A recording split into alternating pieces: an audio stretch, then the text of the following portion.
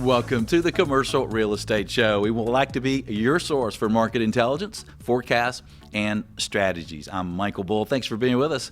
Well, today we have a great show. We're going to talk about the multifamily market, apartments, everyone's favorite sector, I guess, throughout the country. It seems to have been the hottest sector in commercial real estate. And please welcome my first guest. It's Jay Parsons. He is VP of MPF Research, their division of RealPage. And he is joining us on phone today from Dallas. Jay, thanks for being with us. My pleasure. Thank you for having me. Well, Jay, what are we seeing on performance? It seems like the multifamily market has just been surprising everyone with how great occupancy and has been doing, and absorption and rates. What do you see? What's happening? Well, you're right. And I think going to various industry events, talking to people in the industry in the last few months, I think we're at this point where everything has been so good for so long that people are actually nervous. It's this feeling that things can't possibly be this good for this long. And things are going too well, right? Yeah. And so what I'm hearing and seeing is a lot of, really overanalyzing every little detail in the data to figure out, hey, where's that early warning signal that things, might be going wrong. Right. But they're not. What are you seeing in the first quarter?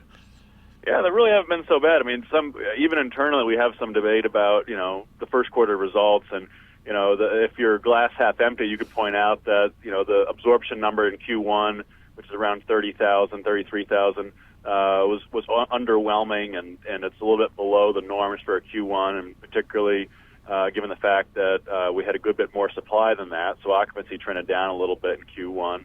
But, that's not that abnormal. It's maybe a little bit below expectations, but at the same time, Q1's not a particularly important period for the apartment market in terms of demand. Most of your demand's in Q2 and Q3. And then in addition to that, occupancy was still only down about 10 basis points, so it's not drastic. And, the good news in Q1 was that we still had quarter-over-quarter rent growth of 0.9%, and year-over-year we're at 5%. And so, some of the top-line indicators are still pretty strong. Now, having said that, there certainly are some individual markets and market segments that are seeing some signs of weakness right now. Well, 5% year-over-year rental increase. I mean, if you look at that historically, that's pretty good, right? It's not just pretty good. I mean, that's well above of normal. People like to say normal is 2%. That's a little bit misleading because you're averaging periods of recessions with periods of growth. I mean, in growth periods, you're typically happy with around 3.5, and we're well above that. So yeah, we're sitting in a good spot right now. Right, because I'm a broker, so if I'm selling apartments and I show a buyer perspective that the rents are going to go up 5% a year, he's going to say, "Michael, you're crazy." So, yeah, and he should. I mean, we certainly don't want to pro forma that, but for most people, the rents are going above what they had expected. And they do tell me I'm crazy, so that's fine. So what do you expect moving forward as you guys have dissected the numbers? Well, I think that the key theme going forward is that the performance, you're going to see more spread between the top performing markets and segments of the market, and then some bottom performing. You look at the last few years, we try to make a living off of helping people with strategy and help them figure out, where the opportunity is. But, the reality is the cycle so far has been so strong that pretty much everybody has done well, even if you've, done, on a relative basis, poor job at asset selection and strategy. A rising tide has boosted all ships. What we're starting to see is some signs that there are some segments of the market that are starting to struggle. Obviously, Houston gets a lot of attention. Everybody knows what's going on there with the oil industry, and of course a lot of supply in the urban core and energy corridor. Areas like Denver are also slowing down. Some people are even nervous about San Francisco, though we're not really panicking about that. In addition, though, I think more broadly what you're seeing is certainly some cooling, not negative, but some significantly slowed growth in the Class A urban segment across the country, since developers and institutional investors have been flooding the market with top-end Class A supply in downtown submarkets across the country. Okay, and I think my listeners around the country would be interested in why some people might be nervous about San Francisco, because everyone knows, that's been the city of dreams, right, for the commercial real estate industry. Is it just a lot of new supply there, or what? What worries some people? You have a lot of supply in the SoMa area, but for the most part, San Francisco has been such a supply-constrained market for so long that I wouldn't say it's an oversupply issue, except for that one little area. I think the issue though is that, and we're seeing this on the for sale side as well. There was recently an article about this. I think that there's maybe just a little bit of thought that hey, the prices for homes and the rents for apartments, the growth has been so high for so long that maybe there's a little bit more resistance to that, a little bit less competition for those units, people willing to bid up for those rates. And so, what's happening is that we've gone, 10% rent growth to, 6 or 7 or 5, 6, 7. So it's not like things have dramatically cooled down. It's just that I think that maybe there's a period of kind of taking a breather from the double-digit growth that we've seen the last few years. And what are occupancy rates around the country right now? You said they went down just slightly by 10%. So what are occupancy rates? Yeah, we're down 10 basis points for the quarter, so we're right around 95.7%. So that's still obviously well above the long-term norms, and essentially full by any kind of standard. Right, and that's all around the country, all classes, right? Yes, and so going a little more detail, the strength of the market is undoubtedly in the Class B segment right now, and that area there's very few vacancies. That group just is not competing with the top end of the market with the Class A group. The gap between the rents in a Class B property versus a Class A is higher than ever before. The really two distinct renter pools. Class A, you have higher vacancy, a little bit higher vacancy because you are competing with supply. And of course, Class C is also very tight, not much vacancy there, but the rent growth is more in the B segment right now. We're talking with Jay Parsons with MPF Research about the multifamily market. So Jay, is that where some opportunities are, maybe in B communities in some of these markets, and maybe even C? Yeah, absolutely. I think that what we've been saying, I think even last time I was on your show, and I was sticking to the same story, is that the real opportunity continues to be either in what I would call upper tier suburban, particularly Class A. And so, for those of you, if you, Michael, you in Atlanta, I mean, places, you think about places like Alpharetta and places in the Georgia 400 corridor, where I'm in Dallas, and you think about places like Plano, Frisco, Las Colinas, I mean, places like that across the country that are higher income suburbs, close to jobs, that are close to higher home values, retail, transportation, major highways. Those kind of spots are really doing well. People when they think of barriers to entry, they think of difficult to build. They always think urban core, but in the last 8 years, that conventional wisdom has been thrown out the door because that barrier in the urban areas has been really just the cost. And when you have so much institutional capital willing to spend that kind of money, that barrier has been blown out. But the real barriers we're finding, talking to developers and looking at the data, is in these desirable suburbs where you have restrictive zoning, you have a lot of NIMBYism, and those are the areas that it's difficult to build. You see very low inventory growth rates, and you see very high rent growth rates. Look on the horizon, you just don't see a whole lot of headwinds, bearing some sort of broad recession that can slow that down. So if I'm an investor, those are the areas I'm targeting heavily right now, particularly given the fact that you get a discount relative to what people are paying for urban core properties right now. Yeah, those are some great tips, and I especially like your idea about looking at submarkets like and where it's hard to get permits to develop new products. So there's going to have to be increased rents and demand for those existing properties there. So that's a great tip. Well, you mentioned earlier about a lot of people dissecting the numbers like, oh, wait, there's got to be, it's been too good. So as what jumps out in the numbers to you? Well, there's a few things that would worry me. I mean, I think I'll quickly, first of all, say there's a few things that don't worry me. I mean, one of the things that people would get really worried about, I think maybe too much so, is supply on a macro level. I think there's, without getting into all the details, I mean, there's plenty of evidence to suggest that we could withstand a lot of supply given, various demographic and economic factors. But the challenge is more, okay, specific spots where the supply is going to. And so, certainly one thing we're watching closely, as I mentioned earlier, is again, that those urban core submarkets across the country where it's gotten very, very competitive in terms of leasing. And so, I have an analyst on my team here in Dallas, 24, 25-year-old, who he's lived in urban core property in Dallas. They raised his 8 months. He said, hey, forget that. I'm moving across the street to this lease up over here offering some concessions. And he literally just took his stuff, and walked across the street. And, people target that transient renter, but, the reality is transient renters remain transient. They don't have a lot of stuff, and they may not be buying a house, but they're moving out to that property across the street, and there's an awful lot of options if you want to live downtown these days. Right. And so that's something I'd be concerned about, particularly this far in the cycle. We're 7 years into this.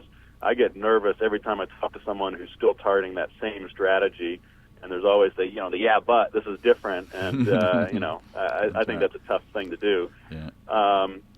Conversely, let me just say real quickly that I'm not concerned about affordability. I think that's a significantly overblown issue for market rate apartments. We look at data for actual apartment renters, and you look at incomes for people who actually live in apartments. It's only about 23% of income spent on rent. Publicly traded REITs are reporting even lower numbers. So that's getting a lot of hot air right now, but there's not much of a concern in our view. So what really concerns me is going to be that Class A segment. I think particularly, if and when you start to see demand weaken, we all know everything's cyclical. So when that next recession comes, there's going to be a lot of hurt in some of these urban core markets across the country where we've kept building and building and building with the expectation that the demand will always be there. Right, and that may be the market where affordability does become an issue, right? When you get these rents that are just so high that how can the millennials afford them? When you talk about rising construction costs, you talk about the rising cost to buy the land. So good points, Jay. Thanks for being on the show today. My pleasure. Thanks for having me. Well, stay tuned. We'll have more on the multifamily market. I'm Michael Bull. This is the Commercial Real Estate Show. Stay with us. We'll be right back. The Commercial Real Estate Show is brought to you by First Service Solutions, the CMBS Borrower Advocate. Visit 1stsss.com.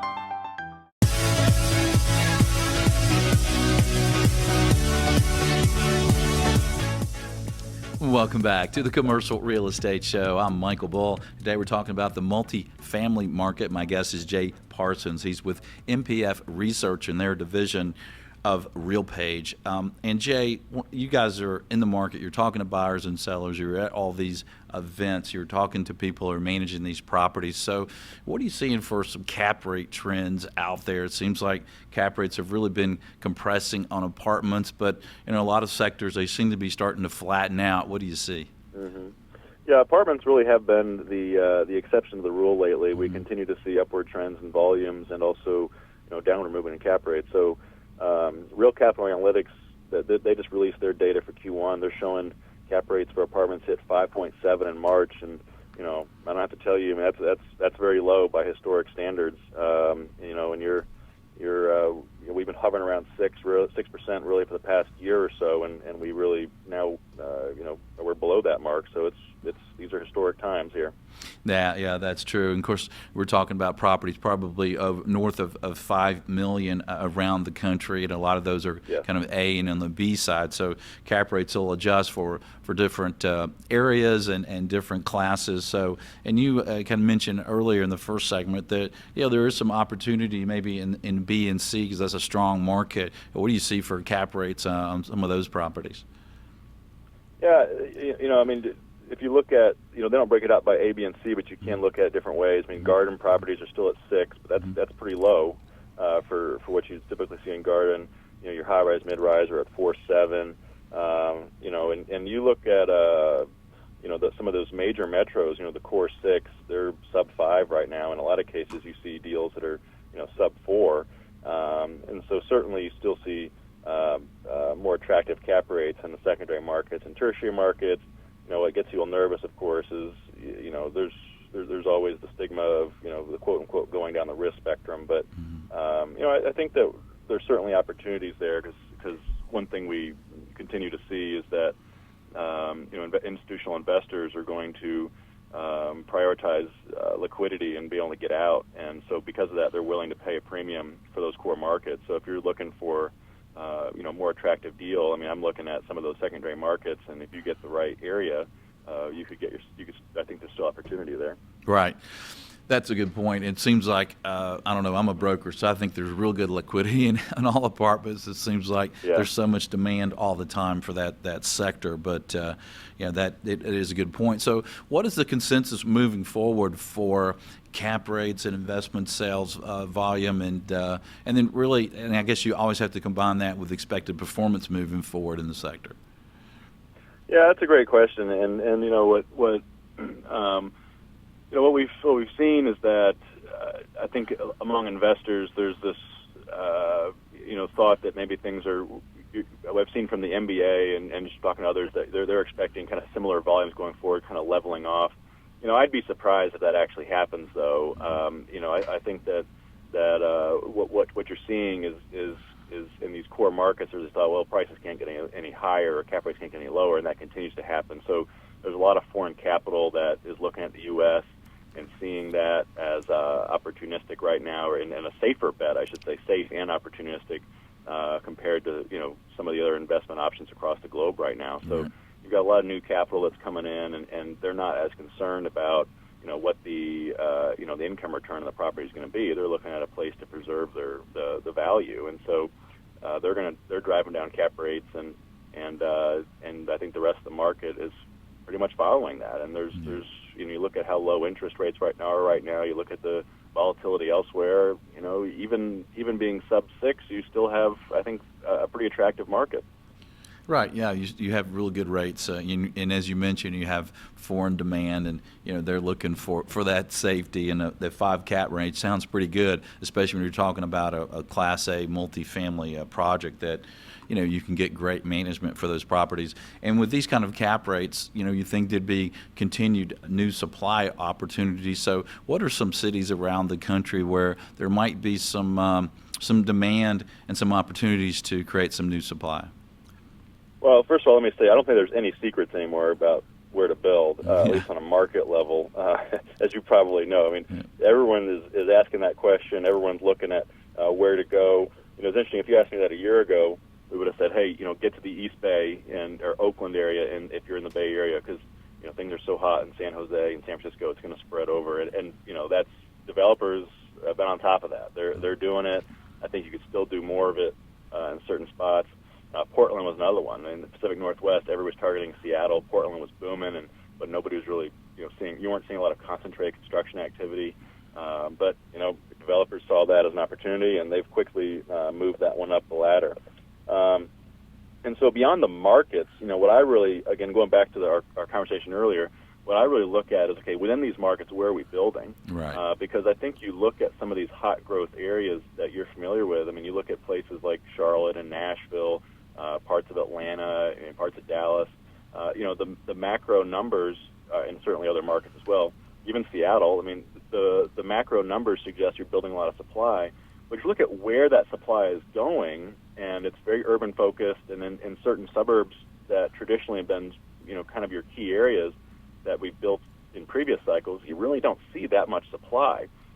In Charlotte, for instance, South Charlotte area and going down into Ballantyne, that's always been, the key area in Charlotte, and, great demographics, higher incomes, but you aren't building that many apartments. And so if I'm a developer, I'm an investor looking to build, I'm looking, not just, I wouldn't at this point look at, small markets to build. I'm looking at the markets that do have that growth, have a great demographic story, but looking for those submarkets that really haven't been targeted yet in this cycle. That's a good tip. And we're talking with Jay Parsons with MPF Research about the apartment market. What about some tips, Jay, for owners of apartment communities around the country?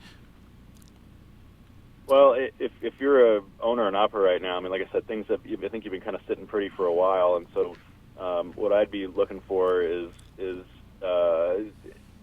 basically continuing to as things do change, particularly at the top end of the market, to remain guided by the data and not by hunches. One of the things that when talking to operators and owners, when things do weaken, like we see right now in Houston, there's a tendency to want to just to panic and to want to offer generous concessions and start to kind of go into manual mode, as opposed to relying on your revenue management system, relying on if your team and having conversations about how to correctly manage our assets.